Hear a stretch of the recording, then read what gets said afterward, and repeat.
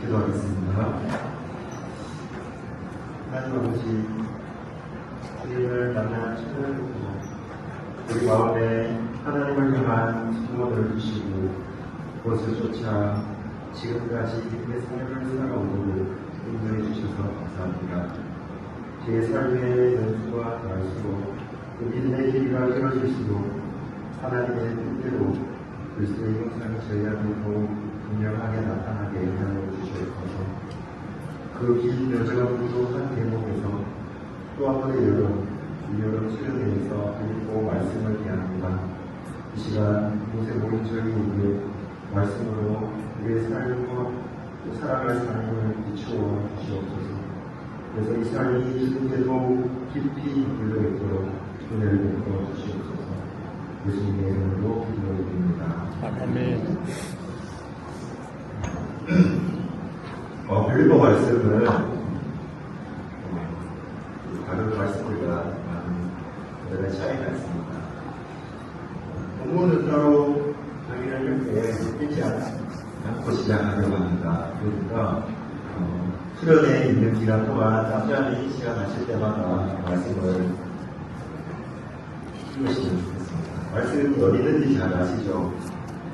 한 번씩 보셨어요? 그 말씀? 네. 보셨나요? 네. 말씀을 간단히 보시려면 강의는 빌립보서 말씀을 따라서 쭉 가는 게 아니라 강의 안에 보시면은 강의 안이 20쪽이죠. 20쪽에 보시면은 묵상 질문이 적혀 있습니다. 묵상 질문을 미리 읽어보시고 묵상 질문을 읽고 또 반복하면 어떻게 나는 이것에 답을 달 것인가 생각해보고 또 말씀을 이 질문에 적용해서 한번 읽어보고 그렇게 말씀을 좀 읽어보시고 또 강의에서 같이 살펴보는 식으로 진행하도록 하겠습니다. 이 빌립보서는 사도 바울이 로마의 감옥에서 쓴 편지입니다. 사도 바울은 두 번의 투옥이 있었죠. 첫 번째 투옥은 1, 2, 3차 전도 여행을 다 마치고 나서 투옥이 되고 두 번째 투옥은 언제 풀려났는지 알 수 없지만 풀려난 이후에 전도 여행을 다니다가 다시 투옥돼서 2차 투옥 때는 초연돼서 다시 나오지 못했습니다. 그리고 이 빌립보 말씀은 첫 번째 투옥이 되었을 때 쓰여져 있는 말씀입니다. 이 투옥이 되기 전에 사도 바울은 전도 여행을 많이 다녔죠.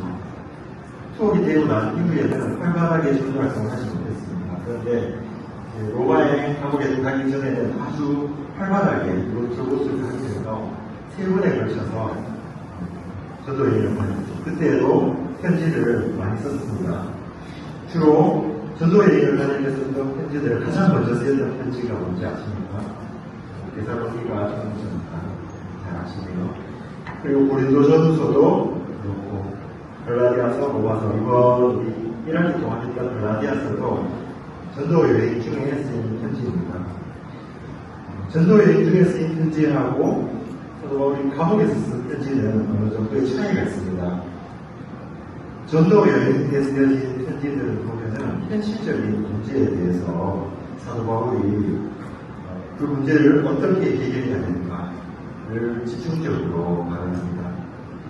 데살로니가 같은 경우에는 데살로니가 안에 급진적인 재림주의자들, 예수님께서는 지금 곧 온다라고 하는 잘못된 가르침을 하는 사람이 있어서 그것에 대해서 사도 바울이 어떻게 재림에 우리가 대해야 되는지를 많이 하는 거고, 고린도 전도서에 같은 경우에는 정말 수많은 문제들이 많았습니다. 성적인 문제, 도덕적인 문제, 또 교회 안에서 또 갈등, 수많은 문제들이 있는데 그런 문제들에 대해서 사도 바울이 하나하나 짚어가면서 설명을 했죠. 그리고 우리가 1학기 때 했던 갈라디아서는 어떤 말씀이 있었습니까? 복음을 전했는데 복음을 전하자마자 사도 바울이 전하니까 그 복음을 전해서 다른 복음을 받아들여서 갈라디아서 사람들이 잘못된 가르침을 가르치죠. 그래서 그 가르침을 바로잡기 위해서 행위가 아닌 믿음으로 그렇게 된다는 것을 갈라디아 사람들에게 강력하게 지원했습니다. 그래서 이 현실적인 문제에 직면해서 사도 바울이 말할 때는 그 말투도 아주 강한 어조를 많이 썼습니다.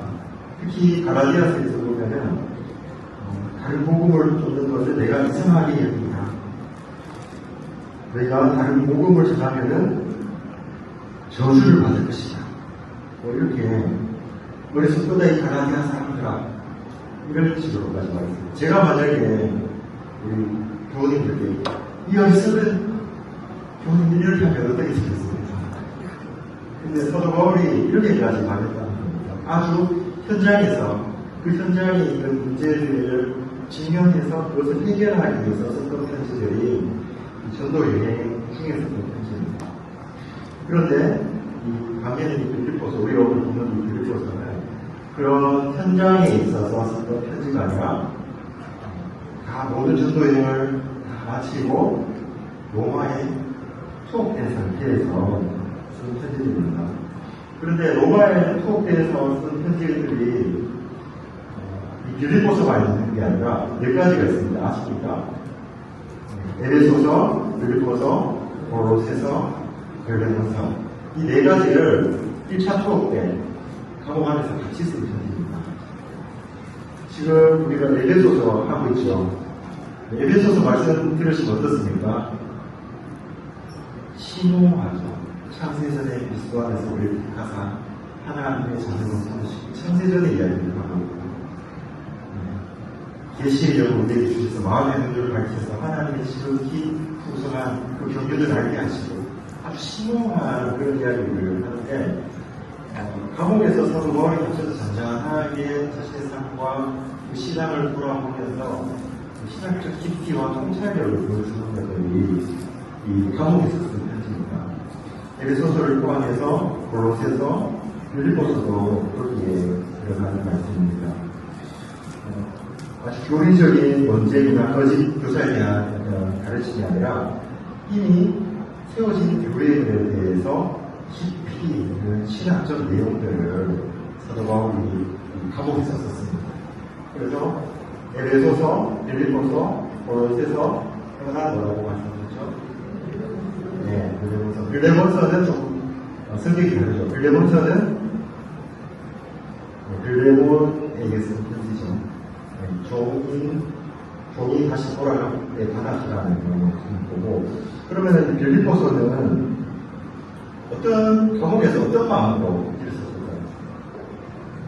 전도에 썼던 편지들은 필요에 의해서 썼던 편지들이에요. 어떤 문제를 직접적인 문제를 있다는 걸 소식을 듣고 그 문제를 해결해 주기 위해서 썼던 편지라면 빌립보서는 어떤 편지일까요? 한번 생각해 보셨습니다. 어떤 편지일지. 근데 빌립보서라고 하면 특징이 없는 편지로 얘기해 줄 수 있습니다. 밋밋하고 특별한 내용이 없는 것 같은 그런 내용으로 쓰여지는데, 로마서 같은 경우에는 사도 바울이 전도에 로마에 쓴 편지죠. 로마에 있는 교회들. 근데 로마에 있는 교회들이 편지를 쓸 때 사도 바울이 로마에 있는 교회 사람들을 만났을까요? 만나지 않았을까요?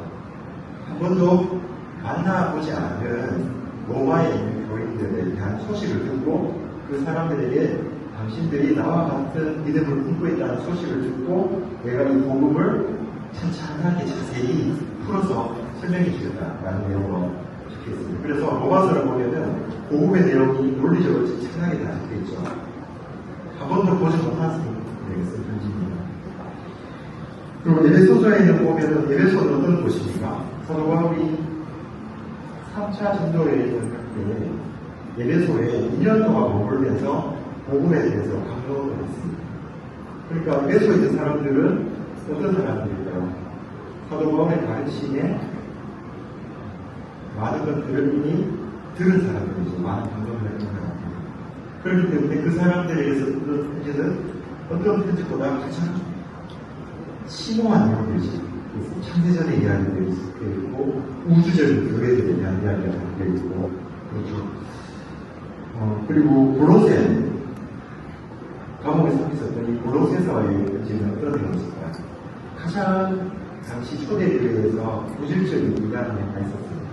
그 이단이 뭐냐면 영지주의 많이 들어보셨죠? 영지주의는 어떤 거냐면 우리가 갖고 있는 이 몸, 육신은 악한 것이고 영은 선한 것. 그래서 우리의 영은 육신으로부터 벗어나서 영으로 가야 된다. 그래서 지금 딛고 있는 먹고 마시고 살아가는 사람은 악한 것이에요. 그래서 영적인 것만 선한 것. 예수님도 악한 몸을 입고 온 것이 아니라 단순 실제 몸이 아닌 가면서 그냥 보이는 모습으로 오셨다. 왜냐하면 육신은 악한 거거든요. 이런 가장 고질적인 문제에 대해서 골로새 사람들에게 편지를 쓴 게 골로새서입니다. 거기에서 사도 바울이 말하는 게 그걸 예수 그리스도가 어떤 분이신지 실제로 예수님은 이 땅에 육신을 입고 오셨을 뿐만 아니라 창세전부터 되셨던 하나님 아들이라는 내용을 골로새에서 증명하는 거죠. 그러면은 에베소서, 골로새서, 빌립보서 세 개 중에 빌립보서는 어떤 내용을 적었을까요? 빌립보 사람들과 사도 바울의 관계는 어떤 관계일까요? 한번 1장 6절의 말씀을 누가 한번 먼저 찾으신 분이 큰 소리를 한번 읽어주시겠습니다. 너희 안에서 착한 일을 시작하시니까 1장 6절 말씀. 너희 안에서 착한 일을 시작하시니까 그리스도 예수의 날까지 이루실 줄을 우리는 확신합니다. 1장 6절 말씀입니다. 죄송합니다. 제가 뭔가 잘못 적었나요?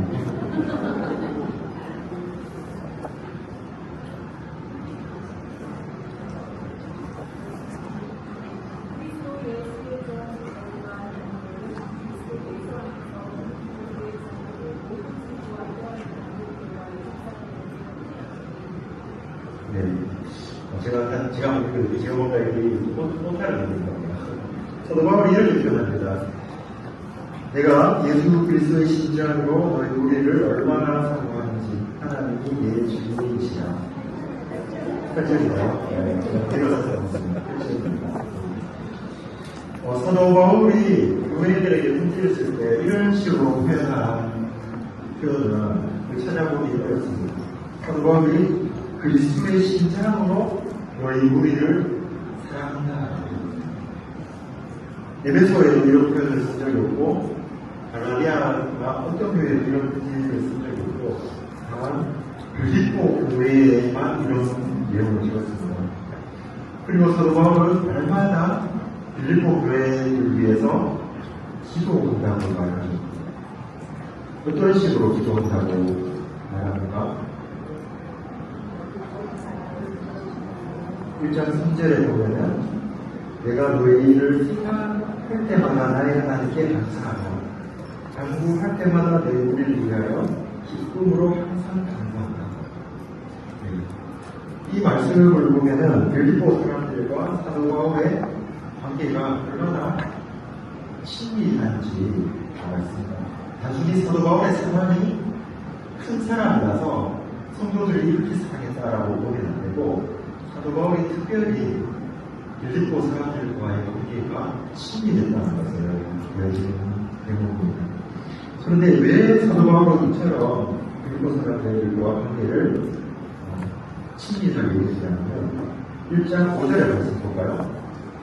너희가 첫날부터 이제까지 복음을 위하는데 참여하고 있습니다. 첫날은 어떤 날이냐면 사도 바울이 빌립보 사람들을 만났던 그 첫날부터 한 번도 배신하거나 떠나지 않고 지금까지도 사도 바울의 복음 전하는 일에 참여합니다. 어떤 식으로 참여하냐면은 어떤 식으로 참여를 했을까요? 사도 바울이 데살로니가에 갔을 때도 사도 바울을 위해서 물질을 보내는 오게 있는 지금 상황에서도 사도 바울을 위해서 물질을 함께 보내서 사도 바울의 사역을 끝까지 도와주셨습니다. 성경을 읽어보면 사도 바울은 많은 사람들이 사도 바울 자기를 떠나서 너무 힘들다는 표현을 많이 하고요.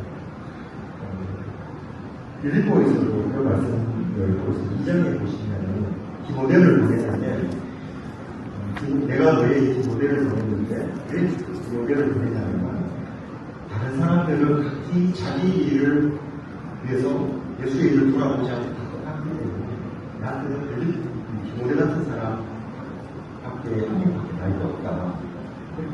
그래서 사도 바울이 사역하는 동안 사도 바울이 함께 사역에 참여했던 사람들이 그렇게 많지 않습니다. 그런데 빌립보 사람들은 사도 바울을 처음 만난 날부터 지금까지도 계속해서 사도 바울을 도와주고 있습니다. 에베소 교회가 아니라 에베소 교회는 2년 동안이나 같이 있었잖아요. 근데 그런 표현을 하지 않는데 빌립보 교회만 그런 표현을 하고 있습니다. 사도 바울과 빌립보 사람들에게 얼마나 가까워졌지 모르지만 이렇게 친밀한 관계에 있는 사람들, 우리 장영도 부모님들도 여러 주위에 사람들이 있고 또 친구도 있고 또 교회에서 함께 신앙생활을 하는 동료들도 계시지만 그들 중에도 특별히 내가 신앙생활 처음 했을 때부터 지금까지 함께 동고동락하면서 어려운 일, 힘든 일, 좋은 일 함께 나누고 있던 분들이 계시죠. 모든 사람이 다 그렇지 않습니다. 특별히 그러한 분이 손꼽힐 정도의 분들이 있으실 겁니다. 그런 분들에게 어떤 편지를 쓴다면 어떤 이야기가 있습니다. 누구보다도 가장 내일이라는 이야기를 해주지 않습니까? 필요에 의해서 편지를 쓰는 것이 아니거든요. 저도 그런 사람이 한 명 있는데 제가 저희 아들이 4살 때 직장생활을 잘 하다가 신학교를 갑자기 갔습니다. 신학교를 갑자기 가서 기숙사 생활을 하면서 3년 동안 우리 아내가 다시 회사 생활을 시작하면서 아들을 얻고 회사에 나가면서 7년 동안 제가 제 뒷바라지를 했습니다. 그런데 남편이 없이 이제 얼마 전에 했습니다. 남편은 기숙사 3년 동안 들어가 있고 갑자기 장영자 말씀 들어서 신나라 했습니다. 얼마나 그런데 그 아들들이 계속 제가 이제 전 처음부터 개척교회에 있어서 아주 작은 교회 50년, 90년 작은 교회에서 교육전도사를 하면서 교육전도사를 하면 작다들을 많이 하고 마이크도 가지고 주로 하는 일이 설교보다도 방송 뒤에서 방송 장비 만지고 마이크 거치고 공연 장비 만지고 이런 일이 있는데 그런 일을 꾸준히 지켜보던 아들이 전내 희망이 뭐냐라고 그러면 전도사라고 했습니다. 아버지랑 전도사가 보고 싶다. 그래? 근데 너 전도사가 뭔지 알고 그러냐? 알지. 뭐냐? 마이크 조정하고 컴퓨터 뭐 만지고 이런 거잖아. 멋있어 보여. 그래서 이제 하는 그 일이었거든요. 그러다가 제가 자유교회에 있다가 개척을 했습니다. 개척을 하기 위해서 선교센터, 복음 플랫폼이라는 이름으로 선교센터를 열었습니다. 근데 그렇게 해서 2년 동안 아무도 없어서 아들, 아내, 딸 이렇게 4명 데리고 예배를 드렸습니다. 제가 유일하게 자신이 호통 칠 수 있었던 교우님은 내가 아들이었습니다. 근데 근데 아들이 항상 그랬어요. 2년 동안 다니면서 아빠 우리도 사람 많이 와야 되지 않겠어요? 뭐라도 하자. 그래 이 친구 좀 데려와.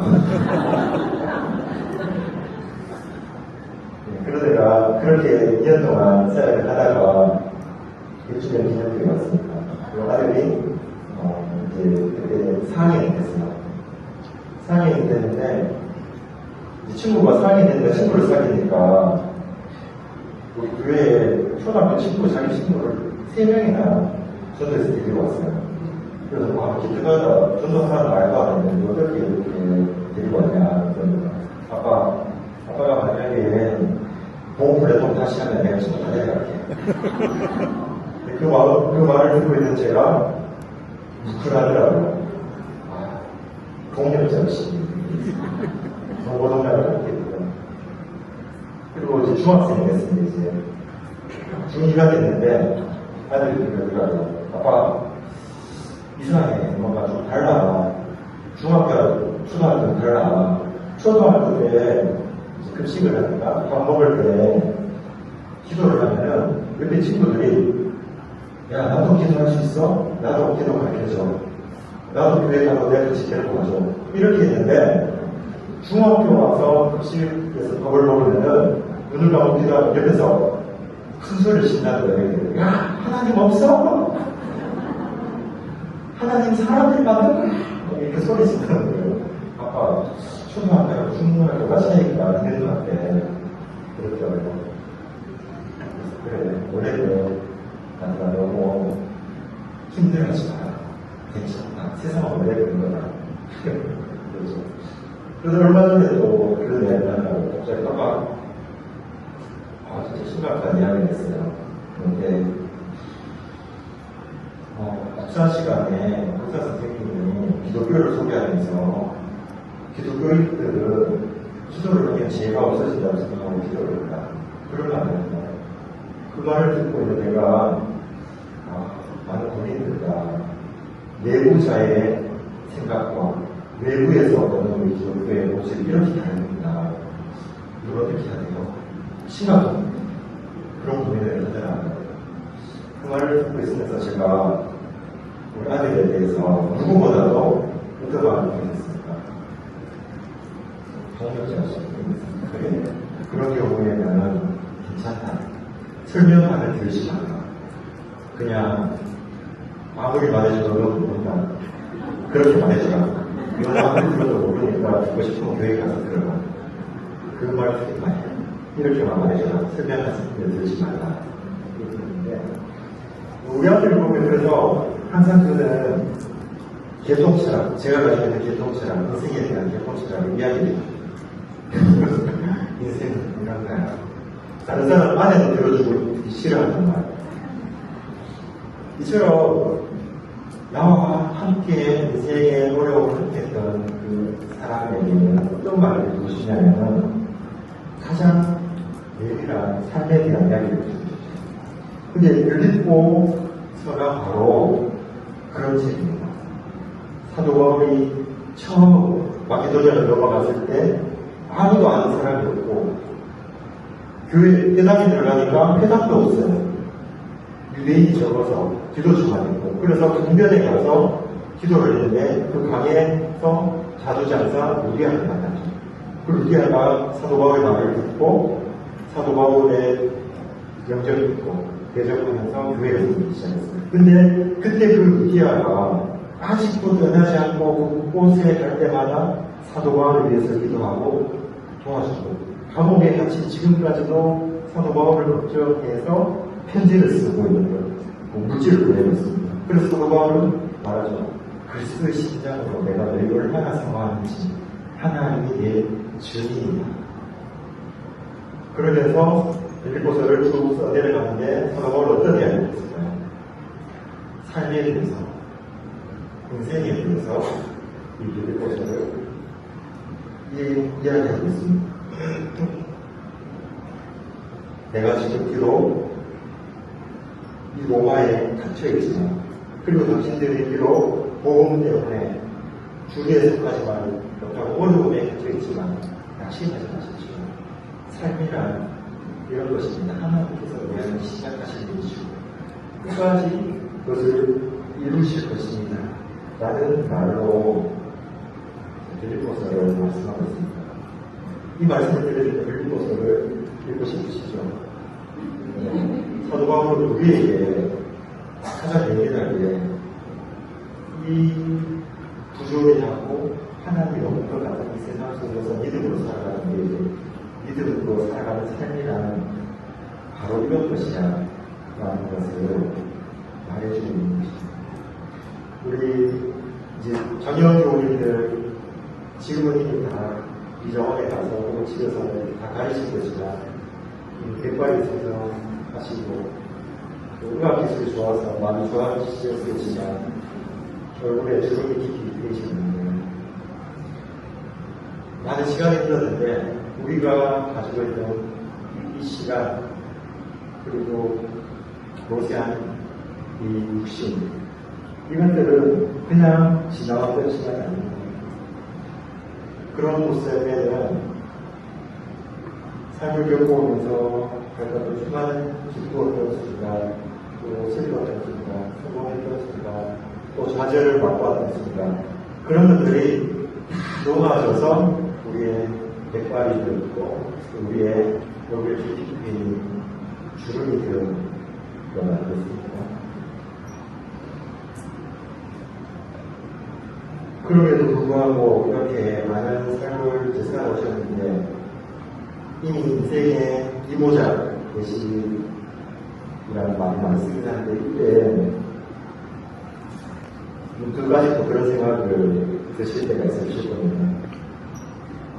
내가 어떻게 지금까지 왔을까? 내 인생을 어떻게 이렇게 살아왔을까? 제대로 살아온 것이 맞을까? 혹은 내가 이러려고 이렇게 빠지게 살았나? 그런 생각 들 때가 있지 않으십니까? 그럴 때가 있어요. 내가 이러려고 자녀들한테 이렇게 헌신해왔나? 다 끝날 건데 내가 이러려고 이런 삶을 살았는가? 자, 제대로 살아온 것이 맞을까? 이런 깊은 생각에 빠지면 부정적인 감정이 들기도 하고 내 팔자가 왜 이렇게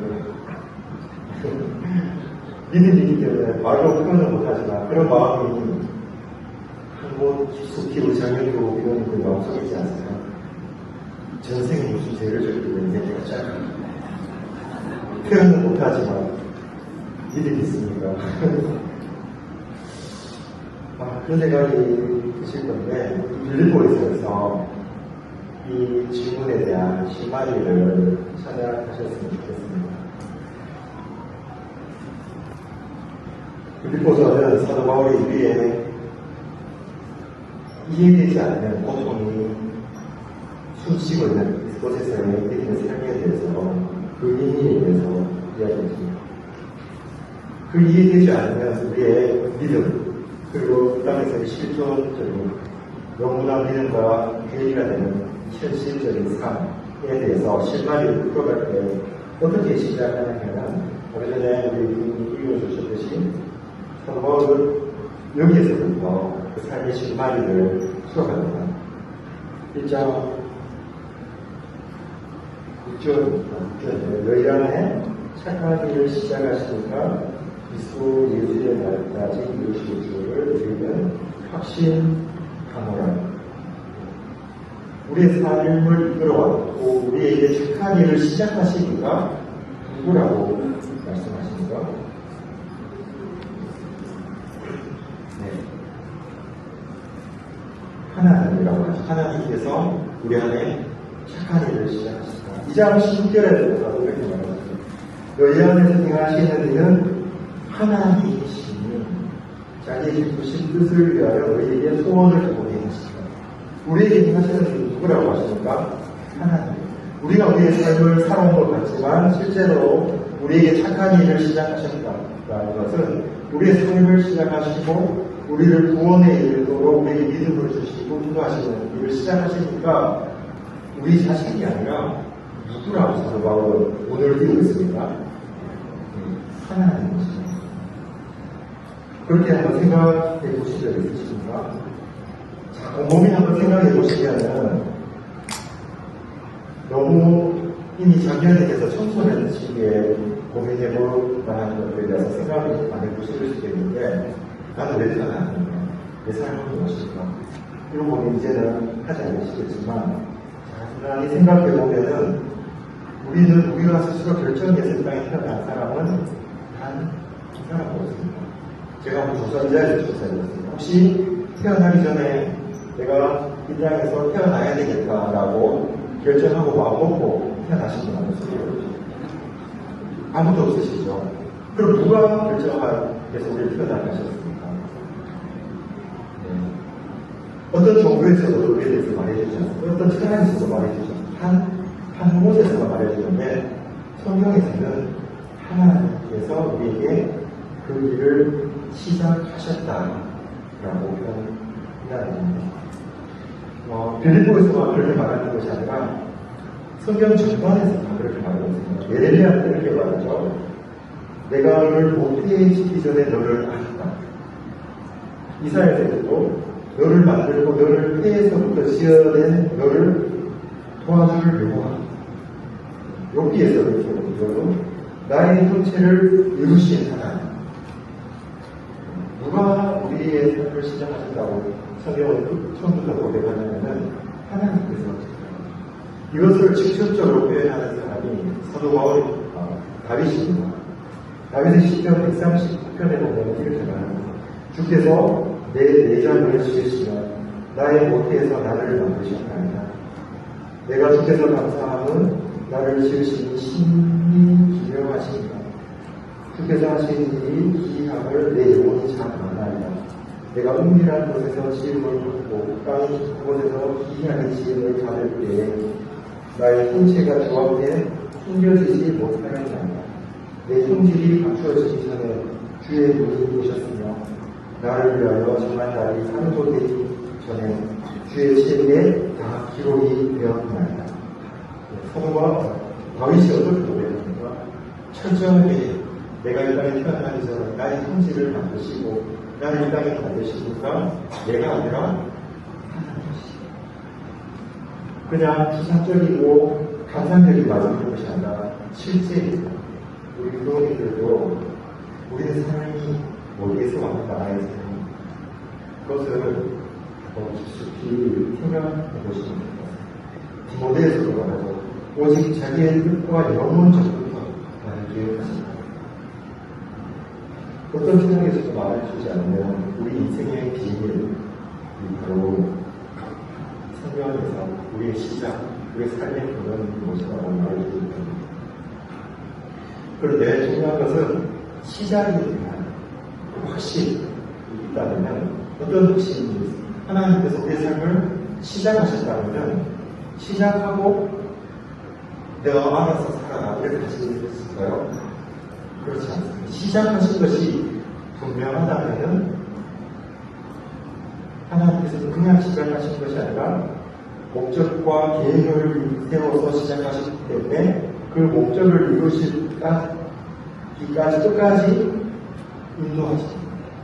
끝까지 우리 안에서 일을 있어서 계획하셨던 것을 성취하십니다. 그래서 사도 바울이 뭐라고 말하죠? 착한 일을 시작하시니까 어디까지?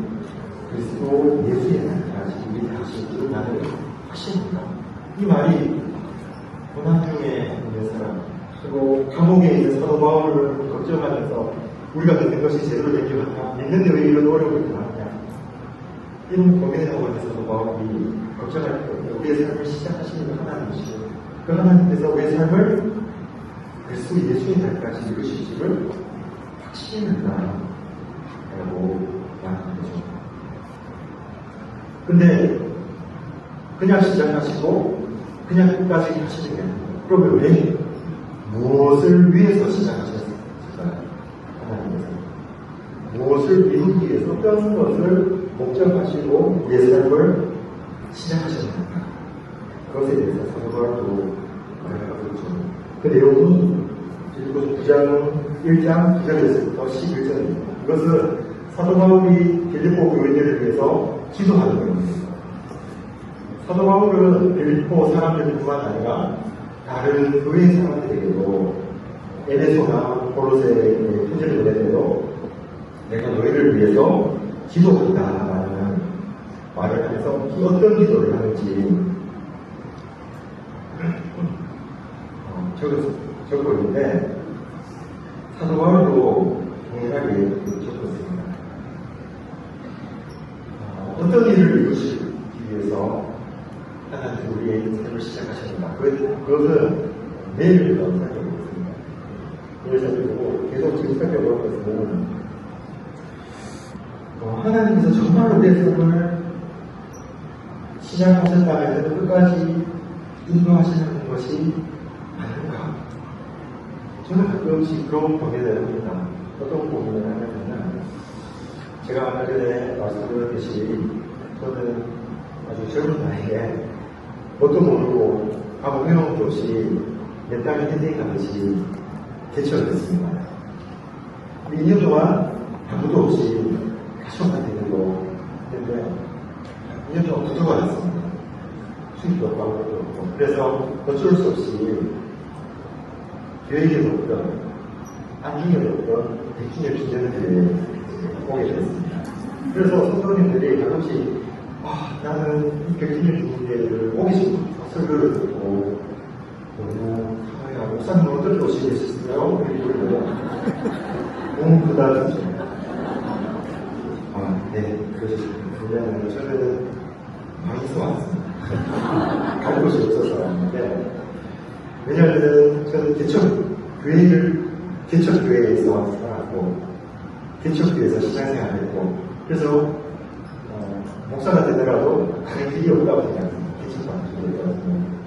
기존 교회 가는 것에 대해서는 아무런 생각도 계획도 없었는데, 그리고 얼마나 행복하지 않고 안 맞겠습니까? 이미 틀이 잘 갖추어져 있는 이 교회와 하는 것도 없이 그냥 하는 교회에서 신앙생활 하던 저와 얼마나 맞겠습니까? 그런데도 불구하고 저는 어떤 확신이 있으면 하나님께서 분명히 인도하시면서 분명하다. 왜? 갈 곳이 전혀 없었고 아예 계획이 전혀 없었는데 오게 하셨으니까 분명하게 그리고 저는 심지어 서울에 있지도 않았습니다. 그래서 훨씬 젊었을 때는 우리가 배우에게 말했지 네가 하고 싶은 대로 걸어다녔지만 나이가 들어서는 이제 타인들에게 뛰어서 네가 원하지 않는 곳으로 후보할 것이다. 그 말씀이 저한테 제 말씀으로 와닿았거든요. 그래서 하나님께서 이런 생각을 치는 있는데 그래서 힘들 때마다 이렇게 말씀드리는 거지만 그래도 저도 힘듭니다. 우리 사회에서 힘들 때마다 어떤 생각을 하냐면 때려치야 되는데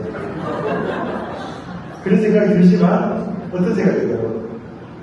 하나님께서 여기 오게 하신다면 분명히 계획이 있으실 것이고 오게 한 것으로 그 계획이 끝나지 않을 거고 오게 하신 그 이후까지도 분명하게 목적과 계획을 가지고 계시는 게 분명하다.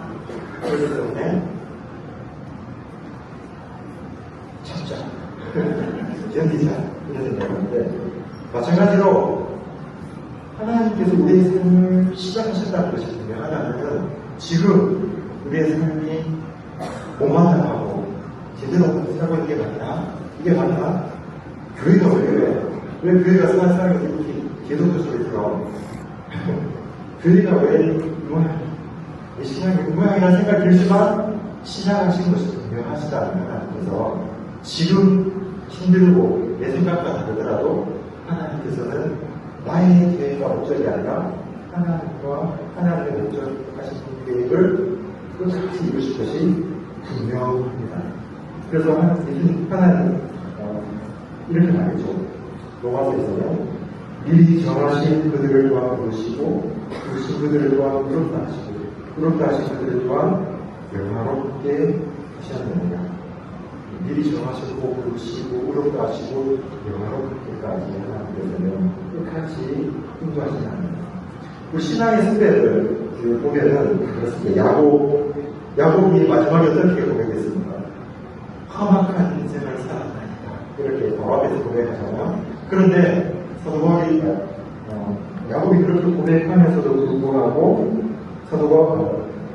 야곱은 어떻게 고백하냐면 하나님께서 내가 고향을 떠나갈 때 나를 다시 약속하신 땅에 오게 하실 것이라 해서 붙잡고 살았다는 고백을.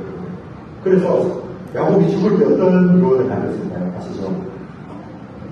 아들들을 부르기 전에 요셉을 불러서 저가 밑에 손을 들어가라고 하고 맹세를 시킵니다.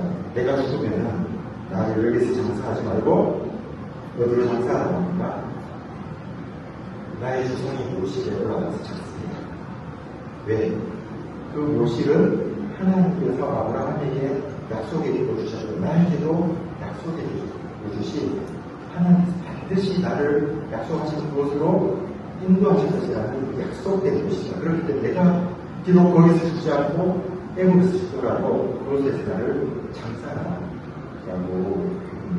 이처럼 우리 신앙 선배들은 끝까지 자신의 삶이 자기가 아니라 하나님께서 인도하신다는 것을 고백해 왔습니다.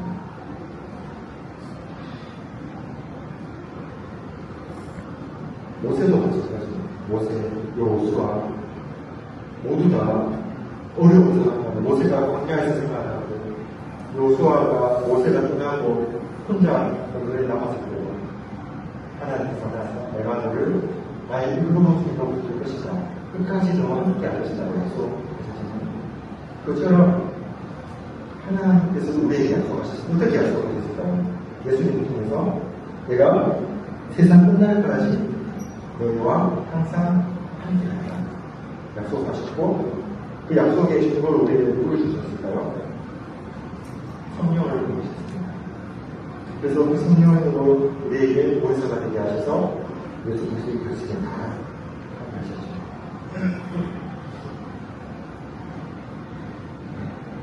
우리의 삶은 나의 계획대로 움직이는 것이 아닙니다. 누구의 계획대로 움직일까요? 제가 또 한 번 조사해 드리겠습니다. 손 들어주시면 됩니다. 50%, 60%, 70%, 80% 살아오면서 내가 계획한 대로 다 이루어왔다. 지금 나의 이 모습은 내가 30년 전에 계획했던 딱 그 모습이야. 10년 전에 계획했던 그 모습 그대로 나 이루어졌어. 지금 삶이 그거야. 한 번도 안 계신가? 그러면은 지금 이루어진 이 모습은 누가 계획하셨던 모습입니다. 나의 계획은 실패하고 이루어지지 않았을지라도 누가 이루신 것일까요? 하나님께서 하나님 계획하신 것을 이루시기 위해서 나의 계획이 틀어지지 않으셨고 내가 계획하지 않았던 삶을 살아오고 있는 것이었습니다. 그런데 그것을 하나님께서 일방적으로 하시는 것이 아닙니다. 하나님께서 우리 삶을 인도하시고 이끌어가시고 시작하시고 이끌으실 때는 그냥 일방적으로 끌고 가는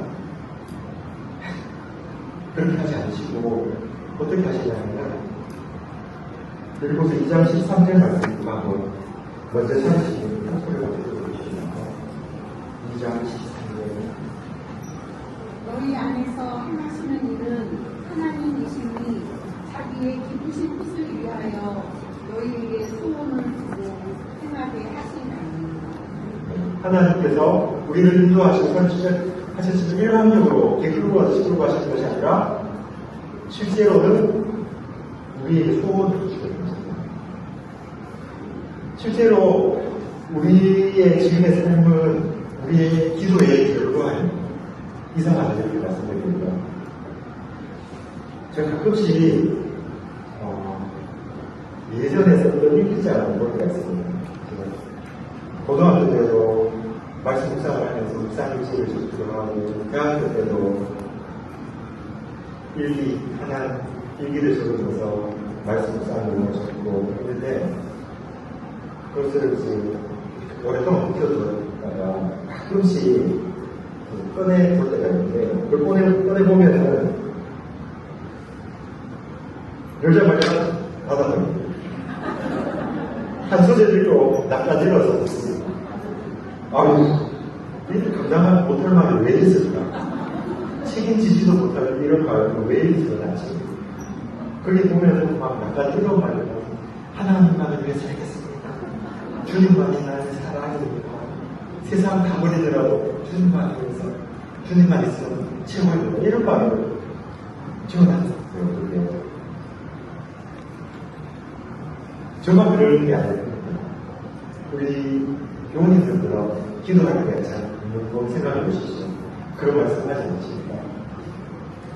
주님만 있어야 됩니다. 세상 다 없어도 됩니다. 근데 그 기도대로 유명하셨습니다. 우리 마음에 그 마음을 주신 분이 누구실까요? 내가 품었을까요? 우리가 예수 그리스도를 처음 만났을 때 주님을 위해 살겠습니다. 이렇게 하시겠습니다. 주님만 사랑하겠습니다. 라고 고백을 하게 하신 분은 하나님이시고 그 소원을 나에게 주셨다. 그 고백을 하고 그 고백 안에서 지금 저희들이 만나봤습니다. 내 멋대로 잘 살았습니다. 그런 고백하기 위해서 내 뜻대로 안 되고 이렇게 내 시절을 실패하는 거나 그렇죠. 내가 나를 위해서 사는 것이 아니라 주님을 위해 살겠다면 이렇게 생각합니다. 우리 생각해보면 하나님께서는 우리의 삶을 우리의 소원대로 이루고 계십니다. 그렇지 않나요? 주님 한 분만으로 나는 만족으로 부를 때마다 불러도 될까? 그 생각을 근데 그렇게 우리가 찬양했기 때문에 그렇게 우리가 기도했기 때문에 지금 이 모양으로 살고 계십니다. 주님 한 분만을 만족하게 하기 위해서 다른 것들을 못 갖게 그 소원을 하나님께서 우리에게 주신 겁니다. 그런 기도를 하고 그런 고백이 우리 마음 가운데서 흘러나오도록 주신 겁니다. 하나님께서 어떻게 하신다고 우리를 하실 때는 너희에게 하시는 하나님이 너희 소원을 두고 하신다.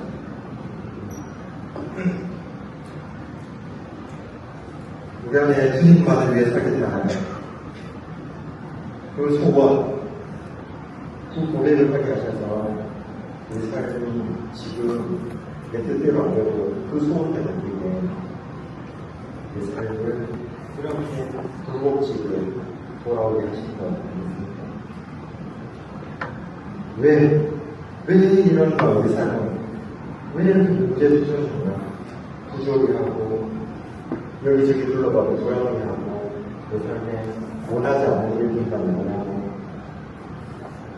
이 문제를 어떻게 해결해야 되나 거기에 부딪히죠. 믿음 앞에서 믿음으로 뜨겁게 기도하고 예배당 학교를 나가면 그 마음의 상태가 좀 현실이 되어가지고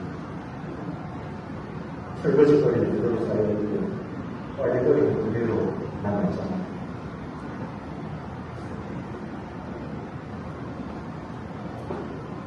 그런데 사도 바울이 이 편지를 어디에서 쓰고 있는지를 생각해보고 어디에서 쓰고 있습니까? 지금 천상에서 쓰고 있습니까?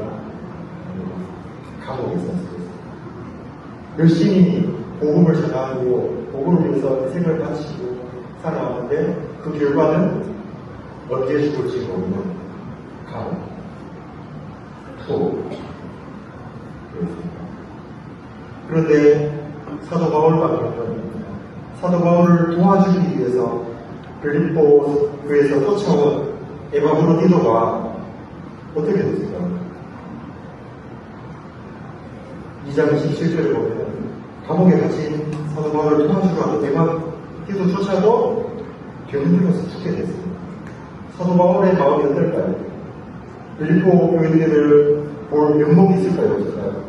복음을 전하고 감옥에 갇혀 있어서 걱정을 끼치는데 그래서 나를 도와주기 위해서 에바브로디도까지 보냈는데 나는 좋아하시기에 봤더니 앞으로 지도조차도 나에게 와서 별들어서 죽게 되는 처지예요. 그리고 나를 도와주는 그 일부 교인들도 바퀴를 들어가고 대적들 속에서 어떻게 해야 될지 모르고 그리고 그 교회 안에도 사장이 보면은 갈등들이 있다는 것을 정당하게 보고 있습니다. 유고디아와 순두개를 같은 마음으로 통해하여 이 말은 무슨 말일까요? 유고디아와 순두개가 싸웠다. 싸우지 마라 교회에서 왜 싸웠냐? 밖에 사람들도 지금 우리 교회에서 있는데 화두는 혹시도 싸우고 어떻게 그러시냐? 그런 말입니다. 교회가 뜨겁고 그런 것이 아니라 교회에도 문제가 있고 우리 삶에도 문제가 있고 근데 사도 바울의 이 투어, 감옥에 갇혀 있는 삶은 그리스도인들이 갖는 문화를 대표하는 것입니다. 사도 바울이 무슨 말하죠? 1장을 보면 나의 메인이라고 말하는 사도 바울이 감옥에 갇혔는데 나의 메인은 그리스도 안에서 모든 시위대를 아까 그 밖에 사람들이 나타난다. 이게 좋은 일인가요? 좋은 일인가요? 복음 전한다고 그렇게 던져버리는 사람이 갇혔대. 언제 죽을지 모르대. 이 말이 좋은 말일까요? 좋지 않은 말일까요? 부러운 말일 수 있죠. 근데 사도 바울은 그렇게 던져버리는 사도 바울이 지금 언제 죽을지 모르는 처지가 됐대요. 갇혔대. 이것이 만천하에 다 드러났다. 그래서 어떤 사람들은 사도 바울의 이 투어로 투기와 범죄를 일상으로 하고 사도 바울 대신에 사도 바울의 자리를 차지하려고 하는 사람들도 많습니다. 사도 바울을 다 도와줄 것 같지만 어떤 사람들은 자기 일을 구하기 다 떠나버리고 이것은 세상 사람을 말하는 게 아니라 교회에 있는 사람들을 위해 다 떠난다고 합니다. 사도 바울의 처한 상황이 쉽지 않은 상황이 보이시죠. 근데 그 믿음, 그 처한 상황이 나만 처해 있는 상황이 아니라 너희 빌립보교회 너희도 동일하게 처해 있다고 말하죠. 그래서 어떻게 말하냐? 이것이 2장 마지막 절입니다. 1장 마지막 절에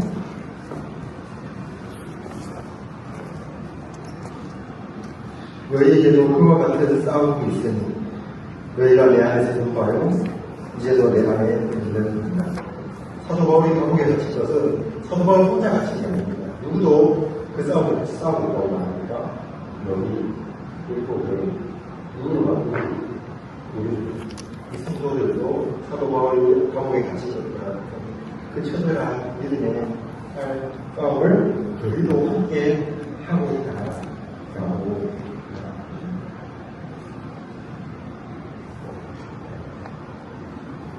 그리고 2장 15절에 말씀 잠깐만 이렇게 합니다. 이는 너희가 흠이 없고 그러나요? 어그러지고 거스르는 세계 가운데서 하나님의 흠없고 흠없는 자녀로 세상에서 그들 가운데 이끌로 나타납니다. 빌립보 교회 너희가 생각하고 있는 세상이 어떤 세상이라고 말합니까? 어그러지고 거스르는 세계 가운데입니다. 사도 바울만 어려운 상황이 아니라 빌립보 교회 살아가는 것도 나와의 삶과 한번치 않게 어그러지고 이상한 것에 살아갑니다. 어떤 사람들은 다툼과 후형으로 몸을 지나는 사람들이 나타납니다. 그리고 너희 가운데는 3장 2절에요 걔들 같은 행악하는 사람들이 있고 싸우는 사람들이 있고 그 믿음이 어디 갔는지 모를 것 같은 상황 가운데 내가 놓여있다. 이것이 사도 바울의 솔직한 심정입니다. 그런데 사도 바울은 이 표현을, 이 상황에 대한 인식을, 그래, 그렇지만 참아, 괜찮아, 이렇게 말하는 게 아니라, 어떻게 말하느냐. 우리보다 더 심하게 그 상황에 대해서 표현합니다. 어떻게 표현하냐면, 차라리 죽고 싶다. 1장 23절에 보면 내가 그 둘 사이에 이었을 차라리 세상을 떠나서 그리스도와 함께 있는 것이 훨씬 더 좋으니까 그렇게 하고 싶다. 이 말이 고상하게 표현하는 그 둘 사이에 이었으면 차라리 그리스도와 함께 있는 말을 차라리 하고 싶다. 그냥 이런 지력한 같은 세상의 습관이에요. 떠나서 그리스도와 함께 있는 그 가성이 아닐까.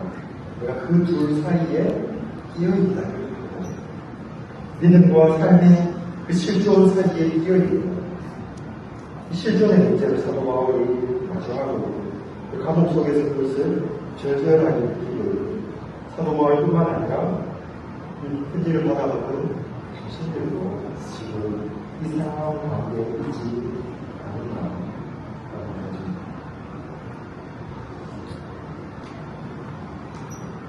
우리도 믿음과 삶의 실존 가운데 있습니다. 믿음은 뜨겁고 이상적이고 영원한 하나님 나라를 바라보고 있지만 그 믿음의 자리를 벗어나서 현실의 삶에 가면은 시원한 현실이 보이지 마음에 들지 않으면 저 사람 오늘도 들어가야 하는 저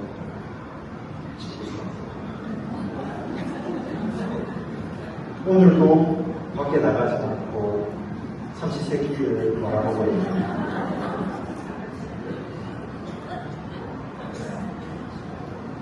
사랑해야 됩니다. 그 사랑해야지 사랑하죠. 믿음과 삶의 실존. 자녀들을 믿음으로 키운다고 그렇게 키웠는데 지금의 결과도 외려 자녀들이 떠나갔던 믿음을 가지고 오는 것은 마치 내가 잘못 가리키고 내 믿음이 잘못된 것처럼 이렇게 해서 슬픈 죄책감을 가지고 있는 그런 믿음과 실존 속에 놓여있는 것이 우리의 모습입니다. 그래서 사도 바울은 그와 같은 싸움이 여기에 있는데 내 안에 있는 바와 같이 이제 내 안에 있는 것. 우리는 이런 현실과 삶을 어떻게 받아들여야 합니까? 어떻게 받아들여야 합니까? 그럴 때 우리는 바로 마음에 나오는 말을 원망하시니 하나님 정말 맞습니까? 하나님 그 삶을 인도하신 것이 맞습니까? 하나님 정말 계신 거 맞습니까? 내 기도 들으신다는 거 맞습니까? 원망과 시기가 우리 마음에 있는 사도 바울에서 모든 일을 원망과 시기가 없이다. 삶에서 원망과 시기는 일어납니다. 왜 일어납니까? 애국을 떠나서 광야로 돌아왔던 이스라엘 백성의 입에서 떠나지 않았던 원망. 우리가 만약에 그 광야에 가면 이스라엘 사람들에서 그렇게 원망하지 않고 믿음을 어떻게 해주셨을까요? 광야길 큰 홍해를 건너서 광야길로 힘차게 걸어오는데 당장 목이 걸어갔어요. 마실 물조차 없고 애국에서는 시원한 수박, 참외, 분수에서는 여기는 너무 감사하고 고기조차 없고 그때 이스라엘에서는 그래 좋잖아 했을까요? 나를 왜 이렇게 끌고 와서 이 모양 이렇게 했는가? 차라리 애국에서 바로의 손에 크게 나오지. 왜 끌고 나와서 광야에서 숨어 주지 않냐? 왜 믿음의 삶을 적어들게 만들어서 이렇게 하지 않아도 될 고민하게 만들고 이렇게 살아가게 해? 그런 원망, 고민을 하는데 사도바울은 모든 일을 원망과 시기가 없이 어때요? 왜 그런가? 15절에서 우리 속에 하시는 일은 하나님이시고 우리에게 소망을 두고 계시는데 그 뜻은 사실은 하나님의 뜻이자 곧 누구의 소원을 드렸을까요? 우리의 소원은 우리가 처음 예수 그리스도를 만나 하나님 만나고 고백했다는 주님만 바라보고 살아가겠습니다. 주님만 사랑했습니다. 라고 했던 그 고백대로 살아가도록 하나님 자녀로 만들어가십니다. 그래서 그 이상 우리는 원망과 시기를 할 수 없는 것이죠. 그래서 사도 바울은 어떻게 표현하냐면 우리의 이 믿음의 삶, 성도의 이 믿음의 삶을 뭐라고 표현하냐면 재물이라고 표현합니다. 재물. 2장 17절에 누가 한번 읽어주시죠. 2장 17절을 읽어주십니다. 만일 너희 믿음이 진리와 성품을 위해 내가 나를 전제로 드릴지라도 나는 기뻐하고 너희 우리와 함께 기뻐하리니. 여기 믿음에 뭐라고 하죠?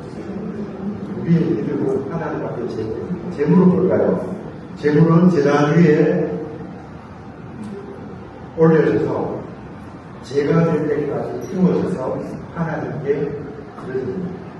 우리의 믿음은 잘 먹고 잘 살고 효도하기 위한 것이 아니라 제단 위에 올려져서 하나도 남겨없이 재로 키워져서 하나님께 드려지는 재물, 믿음의 재물. 그리스도인의 고난은 바로 하나님께 드려지는 영적인 제사입니다. 왜냐하면 이 제사, 이 고난은 우리를 자기 자신을 부인하고 십자가를 지고 나를 하나님께 제물로 드리는 통로이자 수단이기 때문에 그리스도인이 받는 삶에서 받는 그 고난은 바로 하나님의 뜻을 이루어가는 수단 통로입니다. 그래서 로마서에서 이렇게 말하죠. 너희 몸을 하나님이 기뻐하시는 거룩한 산 제물로 드리라. 여기서 보면 생각이 드시면 우리의 삶의 실적을 보실 필요가 있습니다. 우리는 어떻게 기도합니까? 내 삶의 문제가 해결해 달라고 기도를 합니다. 지금 문제가 해결되어지고 지금보다도 내일이 더 나은 삶이 되기를 바라고 그렇게 기도를 했는데 실제로 우리의 믿음은 무엇일까요? 재물입니다. 우리의 삶이 나의 소원이 이루어지는 것입니다. 나의 영광과 나의 지식과 내가 제자리에서 샅샅이 세워져서 하나님께 이루어집니다. 내가 제자리에 올려질 때 내가 살아지면 누가 아닌가? 그것을 다음 시간에 계속하는 겁니다. 단순히 재물로 끝나는 것이 아니라 재물, 내 삶이 없어지고 고통 속에서 끝나는 것이 아니라 그 이후에 더 놀라운 삶이 그리스도에게 시작된다는 것을 사도 바울이 계속 말하고 있는데 그 놀라운 새로운 시작에 대해서 내일 오전에 계속하도록 하겠습니다. 내일 오전 시간에 기대해 주시기 바랍니다.